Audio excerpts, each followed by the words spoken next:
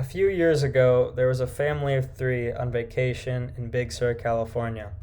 One evening, the father and son were walking on the beach with their dog, and the one of them had thrown a ball for the dog into the ocean, in which the dog ran after or chased after.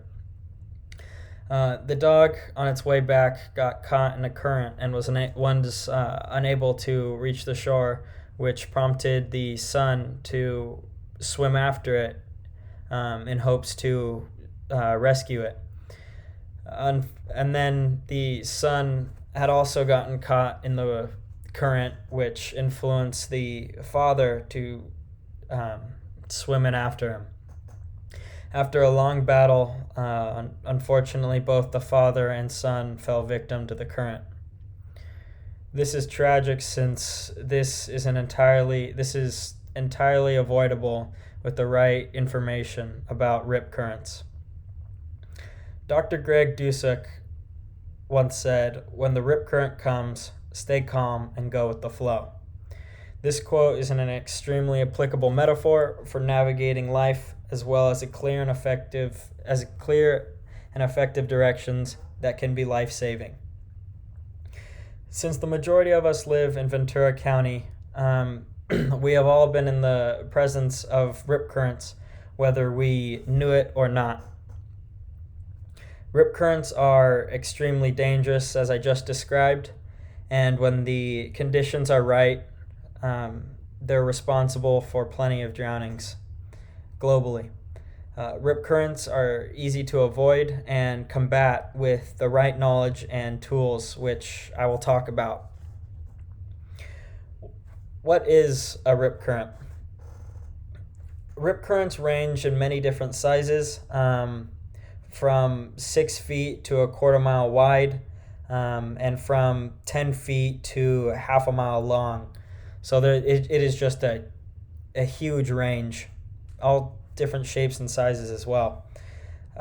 There are three types of rip currents. There are flash rip currents, which are self-explanatory, which pop up and then disappear quickly.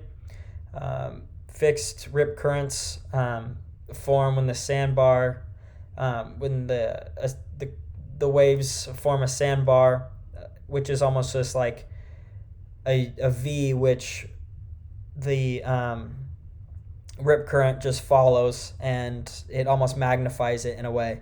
And then there are permanent rip currents, which are most often on man-made structures and different structures similar to jetties, like this one right here, and the pier. As you can see, there's a lot of muddy or sandy water right here in this mushroom-shaped rip current right here. Another indication of a rip current is where the waves don't break. As you can see, they're breaking right here, and there's another smaller rip current right here. But the wave would have broken right here as well, but this whole thing is a very large rip current, and where the water is very stirred up. Oftentimes, and not only is it just people chasing after their dogs, but there's plenty of victims every year that face similar fates. According to the National Ocean Service, lifeguards rescued tens of thousands of people from rip currents in the U.S. every year, but it is estimated that 100 people are killed by rip currents annually. This doesn't seem like that much in relation to the overall population of the country, but not everybody has access to the coast, and thus rip currents as well. This year there were 3 related shark deaths in the U.S., which makes the ocean more than 33 times more dangerous than the sharks living in it. Most heavily populated, one of the nice things about our state is we have plenty of lifeguards, and the most heavily populated beaches are often and a lot of the dangerous beaches are occupied by lifeguards. The United States Life Saving Association reported that lifeguards saved over 48,000 people from rip currents alone every year. And it's not always lifeguards that save people. It's also bystanders as well. And with the right information, it could entirely be reduced. Which brings me to my next point: strategies for rip currents. This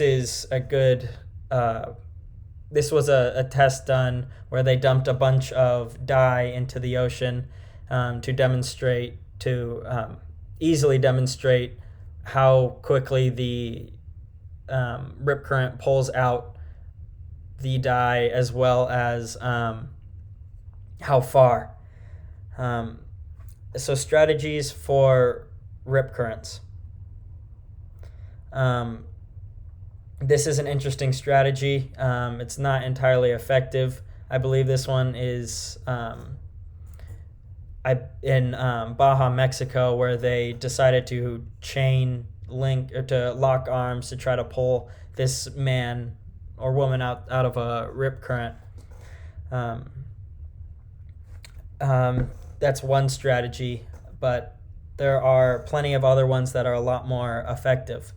One of them is practicing and observing rip currents to further understanding, just to know where to swim and where not to swim.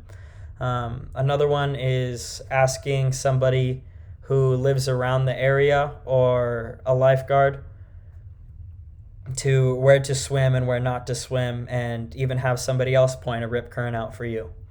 Another one is paying attention to flags and markers that are directing you where to swim, almost as a passive way to direct the safest water to swim in. One of the most important pieces of information is the direction in which, once caught a rip current, where to swim. Since this flows almost like a conveyor belt, just straight out to sea, swimming back. You wouldn't run against a conveyor belt. You would run around a conveyor belt to get to shore, pretty much. And the best strategy is to swim either diagonally or swim across and straight in. And then finally, my last strategy is to teach others and spread the information. It seems simple, but it can really save a lot of lives. To conclude, rip currents are practically mushroom-shaped rivers in the oceans, and few large bodies of water like some of the Great Lakes and certain seas. And they flow in the direction away from the shore and range in many different sizes. Rip currents are a serious killer and take more than 30 times more lives than sharks a year. Finally, rip currents are easily avoidable and harmless with the right precautions and the right knowledge on how to avoid them. Thank you.